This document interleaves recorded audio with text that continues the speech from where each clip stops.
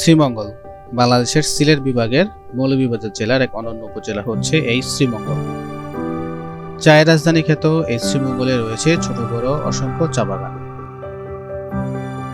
তবে চা বাগান ছাড়াও এই শ্রীমঙ্গলে লুকিয়ে আছে এমন কিছু প্রাকৃতিক সৌন্দর্য যার সম্পর্কে এখনো অনেক পর্যটকের কাছে অদেখা অজানা। আজ আপনাদেরকে নিয়ে যাব এমন এক প্রাকৃতিক সৌন্দর্যের খোঁজে, যার নাম হচ্ছে লাসুবন গিরিখাত। চা বাগান পেরিয়ে পাহাড়ি পথ, গভীর জঙ্গলের চারপাশে শুধু পাথরের গিরিখাত, ঝিরিঝিরি পানি পড়ার শব্দ, এজন্য এক অন্যরকম শ্রীমঙ্গল। লাসুবন গিরিখাতে কিভাবে যাবেন, কত টাকাই বা খরচ হবে, তার বিস্তারিত গাইডলাইন থাকবে আমার আজকের এই ভিডিওতে। তাই চলুন শুরু করি আমার আজকের এই ভিডিও অদেখা শ্রীমঙ্গলকে নিয়ে। আমাদের এবারে ভ্রমণের যাত্রা শুরু হচ্ছে ঢাকার আরামবাগ থেকে। আর এবারের যাত্রায় আমরা যাচ্ছি ইম্পেরিয়াল পরিবহনের একটি বিজনেস ক্লাস এসি বাসে করে। ঢাকা থেকে শ্রীমঙ্গল পর্যন্ত বাসের ভাড়া হচ্ছে নন এসি 570 টাকা থেকে 600 টাকা, আর এসি বাসের ভাড়া হচ্ছে 700 থেকে 800 টাকা। রাত 11টা 45 মিনিটে আল্লাহর নাম নিয়ে আমাদের বাস যাত্রা শুরু করলো শ্রীমঙ্গলের উদ্দেশ্যে। ঢাকা থেকে শ্রীমঙ্গলের দূরত্ব হচ্ছে 176 কিলোমিটার, আর এই পথটুকু পাড়ি দিতে সময় লাগে আনুমানিক 5 থেকে 6 ঘন্টা। বাস ছাড়াও আপনারা ট্রেনে করে শ্রীমঙ্গল যেতে পারবেন। এক্ষেত্রে শ্রীমঙ্গল পর্যন্ত ট্রেনের ভাড়া শ্রেণীভেদে 300 টাকা থেকে 1074 টাকা। তবে অবশ্যই ভ্রমণের 10 দিন পূর্বে আপনাকে ট্রেনের টিকিট অনলাইন থেকে কেটে নিতে হবে। ব্রাহ্মণবাড়িয়ার জান্নাত রেস্টুরেন্ট অ্যান্ড রিসোর্টে দেওয়া হয়েছিল আমাদের আজকের একমাত্র যাত্রাবিরতি। আপনারা চাইলে যাত্রাবিরতি হোটেল থেকে রাতের খাবার খেয়ে নিতে পারেন, তবে খাবার অর্ডার করার আগে মূল্য জেনে অর্ডার করবেন, কারণ হোটেলগুলোতে খাবারের দাম একটু বেশি হয়ে থাকে। 20 মিনিটে যাত্রাবিরতি শেষ করে আমরা আবার রওনা হলাম শ্রীমঙ্গলের উদ্দেশ্যে।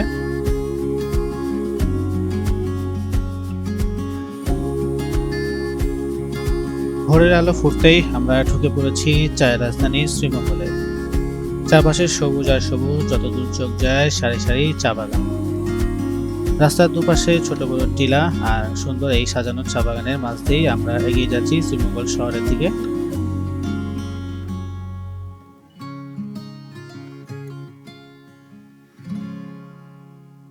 শ্রীমঙ্গলের চৌমুহনীর এখানে বাস আমাদেরকে নামিয়ে দিল, আর চৌমুহনীর এইখান থেকে আমরা একটা অটো ভাড়া করে এখন যাচ্ছি পানসি রেস্টুরেন্টে সকালে নাস্তা করার জন্য। চৌমুহনীর এই জায়গা থেকে পানসি রেস্টুরেন্ট পর্যন্ত অটো ভাড়া হচ্ছে জনপ্রতি 10 টাকা করে। আমরা পানসি রেস্টুরেন্টে চলে এসেছি। সিলেটের মতো শ্রীমঙ্গলের এখানকার পানসি রেস্টুরেন্টটা বেশ জনপ্রিয়। সকালবেলা আমরা নাস্তার জন্য অর্ডার করেছিলাম হচ্ছে এখানকার জনপ্রিয় হচ্ছে বিফ আখনি, আর অর্ডার করেছিলাম হচ্ছে চিকেন খিচুড়ি। এখানের বিফ আখনির মূল্য হচ্ছে 100 টাকা, আর চিকেন খিচুড়ির মূল্য হচ্ছে 70 টাকা। সকালবেলা নাস্তা শেষ করে আমরা একটা সিএনজি ভাড়া করছি, আর পানসি রেস্টুরেন্টের এখান থেকে আমরা একটা সিএনজি ভাড়া করে রওনা হচ্ছি আমাদের আজকের দিনের যে গন্তব্য লাসুবন গিরিখাত সেটার উদ্দেশ্যে। আমরা এই সিএনজিটা রিজার্ভ করেছি সারাদিনের জন্য 1500 টাকা দিয়ে, যা আমাদেরকে লাসুবন গিরিখাত থেকে ঘুরে আবার শ্রীমঙ্গল শহরে নামিয়ে দিবে। সময় সাপেক্ষে আমরা ঘুরে দেখতে পারবো শ্রীমঙ্গলের অন্য বিভিন্ন স্পট। শ্রীমঙ্গল শহর থেকে লাসুবন গিরিখাত দেখার জন্য হরিণছড়া টি স্টেট পর্যন্ত আপনারা চাইলে লোকাল সিএনজিতে যেতে পারেন। এক্ষেত্রে লোকাল সিএনজির ভাড়া হচ্ছে 70 থেকে 80 টাকা। যাত্রাপথে আপনারা দেখতে পাবেন সুন্দর গ্রামের দৃশ্য, এছাড়াও হচ্ছে এখানকার চা বাগান। শ্রীমঙ্গলে আসলে আপনারা রাস্তার দুপাশে দেখতে পাবেন সারি সারি সুন্দর সাজানো চা বাগান, আর সুন্দর বড় বড় গাছগুলো রাস্তার এই জায়গাটা আরো সুন্দর আরো বাড়িয়ে তুলেছে। আমরা হরিণছড়া টি স্টেটে চলে এসেছি, আর হরিণছড়া টি স্টেটে প্রবেশের এই রাস্তার প্রথমেই আমরা একজন গাইড পেয়েছিলাম, তাকে আমরা নিয়েছি সিএনজিতে করে। এখন আমরা যাচ্ছি, আর এই রাস্তাটা দেখেন যাওয়ার পথে আপনারা দেখতে পাচ্ছেন সুন্দর এই পাইন বন, এখানের এই গাছগুলো অসম্ভব সুন্দর। আর এখান দিয়ে সামনে যাওয়ার পরেই আপনারা দেখতে পাবেন সুন্দর সারি সারি টিলা আর সুন্দর চা বাগান। বেশ খানিকটা পথ যাওয়ার পরেই সিএনজি থেকে আমরা নেমে পড়লাম, কারণ আর সিএনজিতে যাওয়া যাচ্ছে না। হরিণছড়া টি স্টেটের এখান থেকে আমরা লোকাল গাইড নিয়ে লাসুবন গিরিখাতের উদ্দেশ্যে হাঁটা শুরু করলাম, আর সামনে হচ্ছে আমাদের গাইড।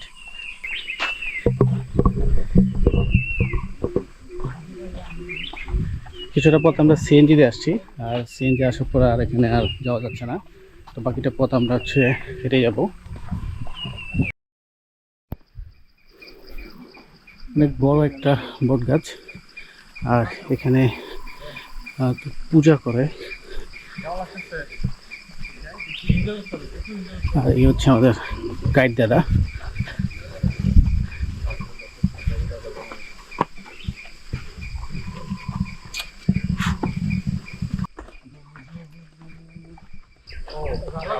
জায়গাটা খুবই দুর্গম, মানে টুরিস্ট নাই বলেই চলে। আর এই জায়গাটা হচ্ছে এক পাশে হচ্ছে দেখেন চা বাগান, আর এই সাইডে যেগুলো আছে এগুলো সব হচ্ছে রাবার গাছ, রাবার বাগান।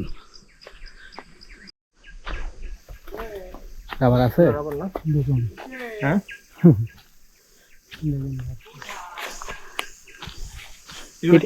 এটার মধ্যে জমা না, এটা এখানে থাকে গাছের মধ্যে। যখন তারা এই বাটি কেন দিচ্ছে? বাটি ওই কষ্টটা নামবে বাটির মধ্যে পড়ে। এটা তো উল্টা করে, এটা তো এ করতে হবে না? ও এমনি করে, এমনি করে রাখে। ও আচ্ছা, দেখেন মানে কেটে দিলে এদিক দিয়ে বেয়ে বাটির মধ্যে যায়। কিছুক্ষণ পথ হাঁটার পরে আমরা দেখতে পাচ্ছি এখানে দুইটা টি স্টেট আলাদা হয়েছে। হাতের বাম দিকে গেছে ফিনল্যান্ড টি স্টেট, আর হাতের ডান দিয়ে গেছে হচ্ছে নাহার টি স্টেট। আমরা নাহার টি স্টেটের ভিতরে যে রাস্তাটা গেছে এটা দিয়ে এখন সামনের দিকে যাচ্ছি। আর সামনে যতই আগাচ্ছি দেখতে পাচ্ছি সুন্দর টিলা আর সুন্দর সুন্দর চা বাগান। বেশ খানিকটা পথ আমরা সমতল দিয়ে হাঁটার পরে এখন আমরা হচ্ছে শ্রীমঙ্গলের চা বাগানে যে টিলা আছে টিলার উপরে উঠছি। আর টিলার উপর থেকে দেখেন কি সুন্দর চা বাগানগুলো।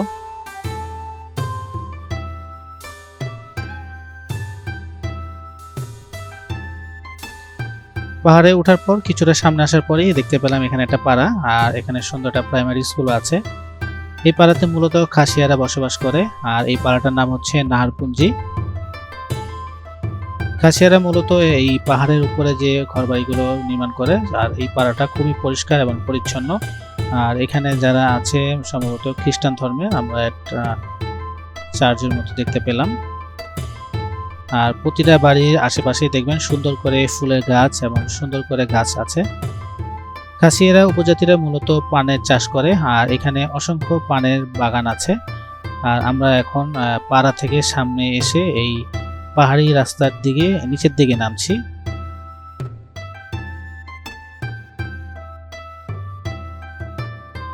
এটাই হচ্ছে লাসুবন গিরিখাতে যাওয়ার পাহাড়ি রাস্তা। আর এই নাহারপুঞ্জি থেকে সামনে আসার পরে আমরা এই পাহাড়ি রাস্তা দিয়ে নিচের দিকে নামছি। আপনারা যখন এইখানে আসবেন, এখানে কিন্তু টুরিস্টরা খুব একটা আসে না, আর জায়গাটা খুবই নির্জন। আর এখানকার যে পাড়া আছে এখানে এসে আপনারা কোনো এমন কিছু সাউন্ড করবেন না যেটা এখানকার উপজাতিদের বিরক্তির কারণ হয়ে দাঁড়ায়।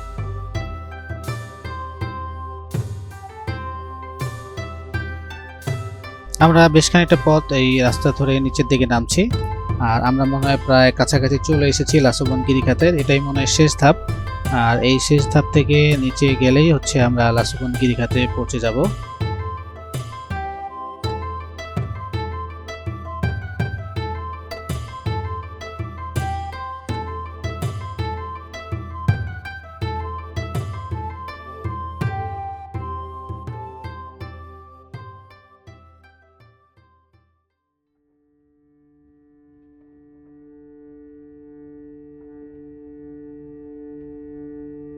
পাহাড়ি টিলা থেকে আমরা গিরিখাতে নেমে পড়েছি। আর আমরা এখন যে গিরিখাতটাতে আছি এটা আসলে ওভাবে কোনো নাম নেই। লাসুবন গিরিখাত হচ্ছে সামনের দিকে, চারদিকে একদম শুনশান নীরবতা। প্রতিটা পদক্ষেপ যেন আমাদেরকে নিয়ে যাচ্ছে প্রকৃতি আর গভীর রহস্যের দিকে।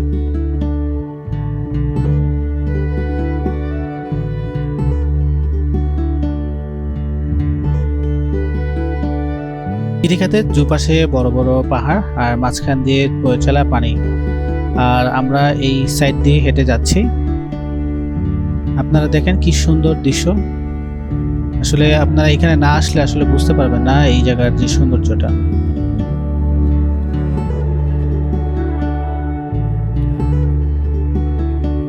আমরা যতই সামনে যাচ্ছি গিরিখাতটা ততটাই শুরু হচ্ছে। এখানকার পরিবেশটা খুব ঠান্ডা, সামনের দিকে মনে হচ্ছে কুয়াশার মতো, আর পরিবেশটাও খুব ঠান্ডা। এখান থেকে হাঁটার সময় অবশ্যই সাবধানে হাঁটতে হবে, কারণ জায়গাগুলো খুব পিচ্ছিল, পড়ে গেলে ব্যথা পাওয়ার সম্ভাবনা আছে।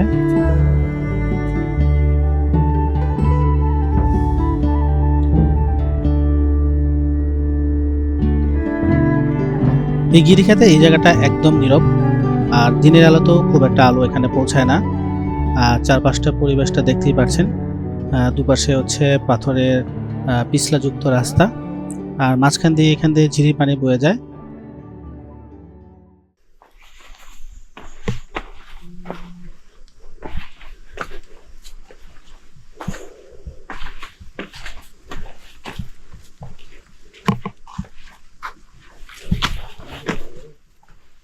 গিরিখাত দিয়ে সামনে অনেকক্ষণ হাঁটার পরেই এখানে একটা ওয়াই জংশন পেলাম, আর হাতের ডান দিকে একটা রাস্তা গিয়েছে আর হাতের বাম দিকে একটা রাস্তা। না, কিভাবে দেখায় মানুষ যে গোসল করতে কি আরো জায়গা। আচ্ছা, দুই দিকে দুইটা গেছে। এইদিকে রাস্তাটা কোন দিকে গেছে, এদিকে কোন দিকে গেছে? এটাই এদিকে গিরি, এটা কি? এটাই গিরিখাতের মেইন। এটা হচ্ছে লাসুবন। আর এই পাশে যেটা গেছে এটা তোমার বর্ডার, ইন্ডিয়ার বর্ডারে গেছে না? ইন্ডিয়ার বর্ডার। এটা অনেক ভিতরে। এটা কতটুকু যাওয়া যায় ভাই হ্যাঁ, আপনার জুতোটা খোলা লাগবে এখন। পানি পাড়াইতে হবে? সমস্যা নেই, পানি পাড়াবো। কিছু কোনো আপনার জুতো আর না, এই জুতা পানিতে ভিজলে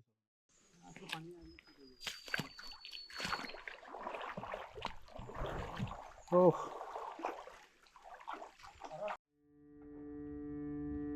আমরা গিরিখাত থেকে সামনে আসার পরে দুই দিকে দুইটা রাস্তা গিয়েছে। হাতের ডান দিকে যে রাস্তাটা গেছে সেটা হচ্ছে ইন্ডিয়ার বর্ডারের দিকে, আমরা হাতের বাম দিকে যাচ্ছি, আর হাতের বাম দিকেই সামনের দিকে হচ্ছে এটা লাসুবন গিরিখাত।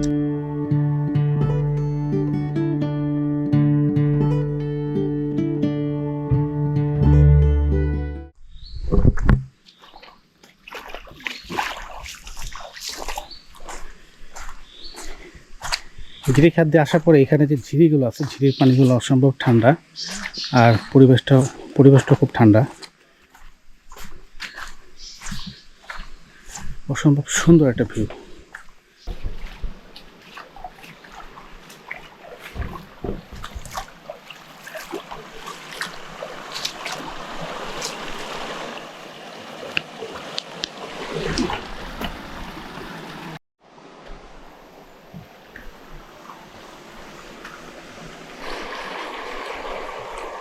এদিক দিকে পানি নামে ঝর্ণা? না, যখন আপনার একদম বর্ষার সিজন থাকে, বেশি বৃষ্টি হয়, তখন কি পানি কি উপরে বেড়ে যায় না? অনেক উপরে থাকে। তখন তো মনে হয় এদিকে আসা একদম মানুষ খাওয়া সম্ভব না। অসম্ভব। মানুষ বাঁচিয়া চলে যায় কিন্তু।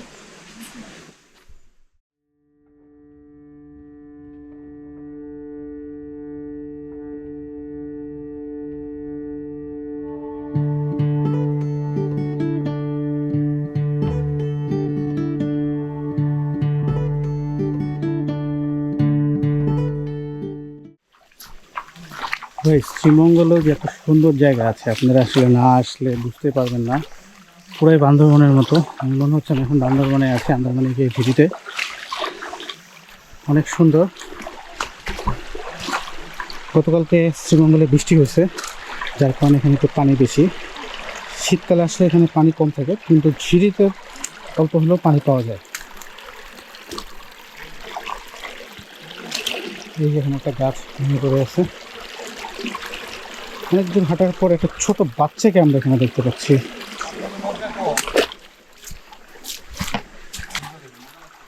তোমার বাসা কোথায়? হ্যাঁ, উপরে। ওখান থেকে এখানে আসো গোসল করতে? এই প্রতিদিন আসো? কষ্ট হয় না? প্রতিদিন গোসল করতে আসো? এখানে পানি অনেক পরিষ্কার। এই পানি কি তোমরা খাও? মানে এখানকার এই ঝিরির পানি হচ্ছে এখানকার সামনে যে পাড়া আছে, সেই পাড়ার মানুষের দৈনন্দিন কাজ এবং খাবার পানি। ওই পিছনে এটা যেতে যেতে কোন পর্যন্ত শেষ হচ্ছে? এটা তোমার ওই যে তোমার ওই যে নেহার বাগান আছে না? হ্যাঁ, নেহার বাগানের ওই অফিসের দিকে বার হয়ে যায়। ওখানে কি কোনো ঝর্ণা আছে? না, তাহলে পানিটা আসতেছে কই থেকে? এই পানিটা এদিক থেকে ওই ইন্ডিয়ার বড় ইন্ডিয়ার থেকে? তাহলে ইন্ডিয়ার ওদিকে ঝর্ণা আছে? এখানকার পাহাড়ের উপরে যে উপজাতিরা থাকে তাদের এই ঝিরির পানি হচ্ছে এখানকার তাদের দৈনন্দিন কাজের একমাত্র অবলম্বন। এখান থেকে তারা পানি নিয়ে থাকে, এই পানি তারা পান করে থাকে।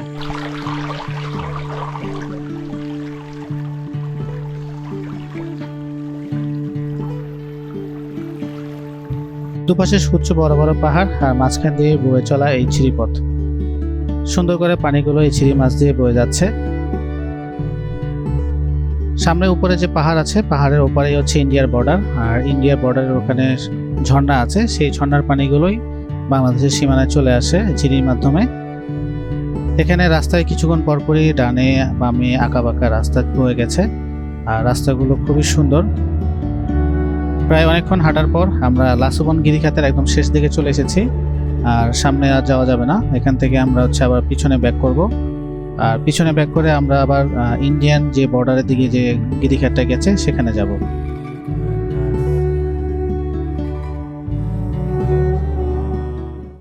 আমরা আবার সেই ওয়াই জংশনের সামনে চলে আসছি, যেখান থেকে আমরা লাসুবন গিরিখাতে গিয়েছিলাম। আর সামনের দিকে যেই রাস্তাটা গেছে এটা হচ্ছে ইন্ডিয়ান বর্ডারের দিকে। চলো আমরা যাই, দেখি কতটুকু যাওয়া যায়।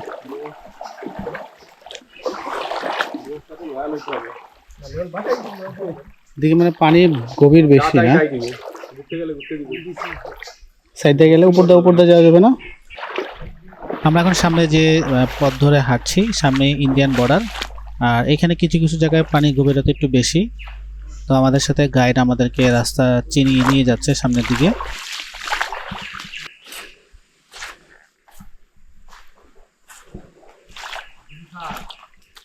এখানে ঝিরিতে অনেক মাছ আছে, এখানে অনেক মাছ।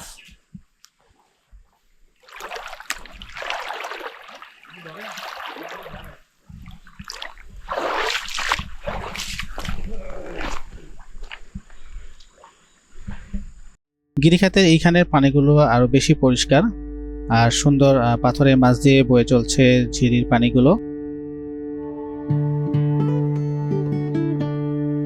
কিছুক্ষণ পথ যাওয়ার পরেই আমাদের গাইড দাদা বলছিলেন সামনে আর যাওয়া ঠিক হবে না, কারণ সামনে ইন্ডিয়ান বর্ডার আর ওখানে বিএসএফ বা লোকাল লোকজন থাকতে পারে, তো যাওয়াটা নিরাপদ হবে না। তাই এখান থেকে আমরা এখন ব্যাক করছি।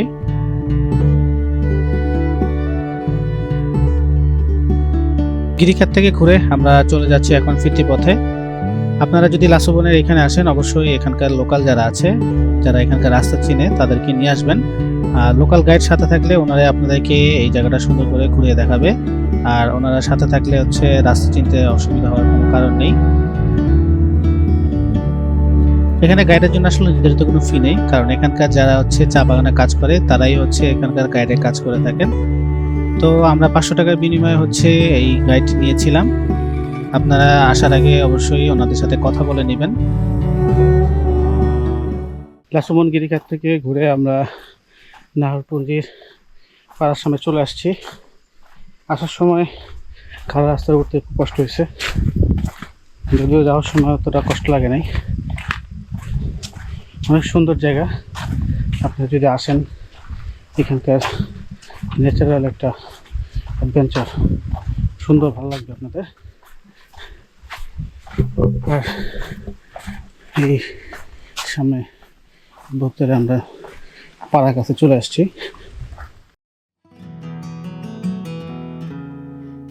আমরা এখন এই পাড়ার মধ্যে দিয়ে আবার যাচ্ছি। আর নাহারপুঞ্জির এই পাড়াটা আসলে অনেক পরিষ্কার পরিচ্ছন্ন, আর খাসিয়ারা মূলত সবসময় পরিষ্কার পরিচ্ছন্ন জায়গায় বসবাস করে। পাড়া থেকে সামনে এসেই সুন্দর চা বাগান, আর চা বাগানের এই রাস্তা দিয়ে আমরা এখন হরিণছড়া যে টি স্টেট আছে সেই রাস্তায় যাব। আমাদের সিএনজিটা সেখানে অপেক্ষা করছে। রাস্তাতে যাওয়ার পথে আপনারা সুন্দর দেখতে পাবেন আবার সেই চা বাগান, রাবার বাগান। এখানে চা বাগানের ভিতরে একটা পাইন বন আছে, আর এই জায়গাটা অসম্ভব সুন্দর। আপনারা চাইলে এখানে দাঁড়িয়ে বেশ খানিকটা সময় উপভোগ করতে পারেন।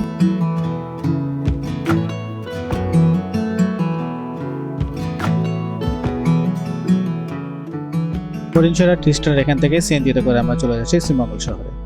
আর এইখানেই আমাদের আজকে লাসুবন গিরিখাতের ভ্রমণ গল্পটা শেষ হচ্ছে। আপনারা চাইলে শ্রীমঙ্গলে আরও যে বিভিন্ন স্পট আছে সেগুলো করে দেখতে পারেন। আজকে এখানে শেষ করছি, দেখা হচ্ছে পরবর্তী কোনো ভিডিওতে। সে পর্যন্ত ভালো থাকবেন, আল্লাহ হাফেজ।